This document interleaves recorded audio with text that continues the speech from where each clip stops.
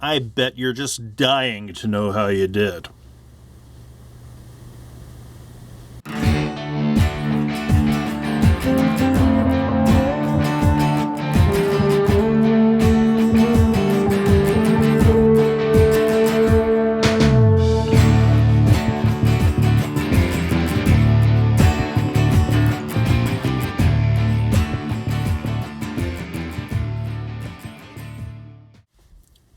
Hey there.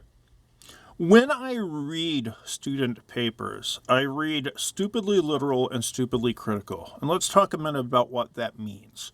Stupidly literal means that I don't assume that I know what you're trying to do. I only go based on what's actually on there. So your intentions are something I don't even try to get into. I can only really go on the evidence that's in front of me. To the point where if I know you really meant to do these two things, but you didn't do them, I have to go on the fact you didn't do them. Just kind of how it goes. Stupidly critical, because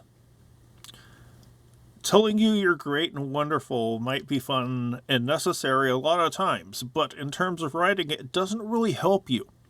If I tell you, hey, it looks good, you're given no real feedback on how you're supposed to change anything. And writing is about revision. If your Comp 1 teacher didn't tell you that, they should have. No one cares what your first drafts look like. It's all about going back and rewriting, fixing, getting stuff to where it needs to be. When we go into peer review sessions, I almost always tell people if you say looks good, it's a sign that you probably didn't actually read it. So I'm going to come across as critical, but if I'm not critical, how are you going to know what I think you need to change? And changing is a large amount of what you need to do for rewriting. Figure out what works, improve it, figure out what doesn't work, and fix it. This is all kind of a long way to say I might come across a little bit as a jerk in this video. And I'm not trying to be. I know that with the group document design battle, you really didn't have a lot of time to do it. You're doing it remotely. You're doing it in groups through little windows on your computer. And these are far from ideal situations. Based on the situation, you guys did a really good job, all of you. No one phoned it in, and that's an important thing. But the goal here is to give you concrete ideas on how to fix things. Not only these documents, we will be going back over them and you'll have another opportunity to make them look better, but also how to apply these lessons to your own writing. You're going to see how I look at writing. And if I'm pointing out something on these documents, you might want to pay extra attention on your own. So don't take this as if I'm being a mean jerk, because I'm certainly not intending it that way. I'm doing my best to be as helpful as I possibly can. And if that means I have to point out a lot of things that look wrong to me, well, take it in the spirit which it's given, which is I'm trying to help you figure out what you can fix and make your stuff better. Let's dive in. Let's start out with the art group. There's a distinction between the headings and the body text. Cool. But damn, that's a bright color. And it's like, hey, I want to put in a bright color. I don't know if there's a reason for it other than I want to put a bright color in. Because it's the only blast of color, it doesn't look like it's part of a cohesive theme. There's a lot of space between the entries of the name and the address, and everything else looks cramped together as a result. While the color coding does help highlight some of the visual distinctions, I'm not saying it looks extraordinary. And visually, having something that looks like it was designed might go a bit farther to jumping out at the reader. Education. There's a good use of nested headings in here, and they use a different font for the headings versus the text. Cool. There are some opportunities missed to put an additional level of order on it. Under experience, you've got Snow Hill Dispatch Professional Business Writer, then the dates. The one underneath it, Chief Executive Officer, Universal Health Aid, then the dates. Why are you going employer, title, date, then title, employer, date? Consistency would be a good thing. If it was off in the original, you can change stuff.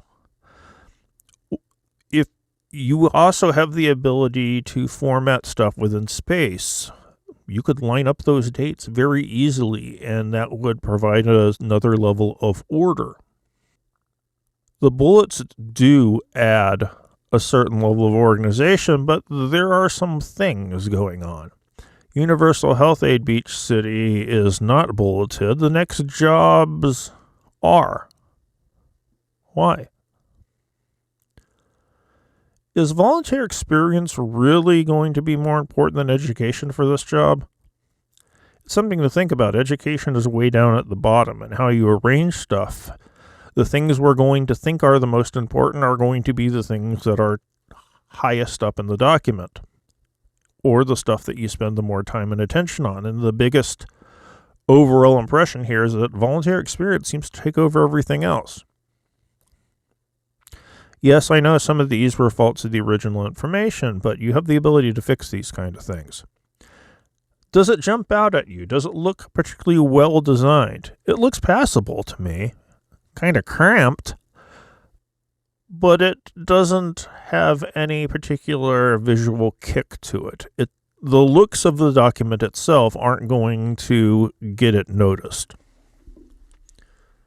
I'm not saying it's a bad thing to have a serviceable document, but when you're competing against a lot of other people for a job, you kind of want to be able to jump out of the crowd. Technology has a lot of space between things. Too much? I don't know. I mean, it's weird to me that volunteer experience has the space between the title, I don't want to say employer, but the Mid-American Global Council, and there's a space between that and the bullets, and experience is all crammed in together. It has a distinction between the headings and the body text. It's a weird-looking body text.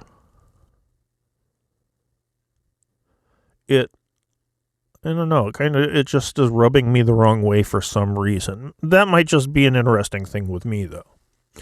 Again, are we jumping out any good design features in here? I mean, they're doing a lot of things well, but is it going to get you noticed just on the looks of the document? Something you got to really wonder. This decides to spread out the information over 2 pages rather than cram it all onto one, and that way they do go 2/3 of the way in the second page. So if you're going to go on that second page, you do need to kind of earn it. So there's that. That's good. I can't help but notice all this empty space right around where the contact information is on the other side. You could center all that, or put the information underneath in columns, and it could fill up the space a bit better. Let's look at transportations. Transportation is going for a blast of color, which is interesting. Experience is in a sans serif font. Why isn't education? The highlighting over a certain amount of texts might push it a little bit more than it needs to be. I mean, experience can be in a different colored font, but when you have the black block around it, and the same thing around the blocks of Snow Hill Dispatch, there might be a more subtle way to do that. It definitely provides a good visual distinction between the items, but you might be able to provide that visual distinction in a way that is more subtle. There's blue, there's yellow, there's black, there's white. In terms of background, there's the 3 different colors. I think one of the problems I'm having with the highlighting of the universities and the experience titles and employers is it's making it look a little bit busy. They go onto the second page here. And one thing, they're using a lot of the space, and that's good. But there's more space they could use, and because of their column organization, the honors and activities look very much crammed in together. You have empty space at the bottom, yet some of the text still looks cramped. That's something that could be worked with. Under volunteer experience, there is none of the organization of the text underneath it that there is in the other places. I mean, I'm not a big fan of the highlighting around the university names, but it does provide a certain level of visual distinction. Volunteer experience is kind of looking like it's all just one mass of information without the distinctions between them. And the distinctions would do kind of help. So there we go. Again, don't hate me on this one. I'm just trying to help. Don't take any of this personally. This was an assignment where you couldn't give it your full attention and had to work with people remotely, and that all makes it really difficult. But just take the comments and try to learn from them. You can apply this to your own job application submission. And I know, yeah, it's already turned in, but you've got revision opportunities in this class. So always think, I can revise this. If I change these 3 things, it might look drastically better, and it might get you a better grade. That's the hope. See you on the next video.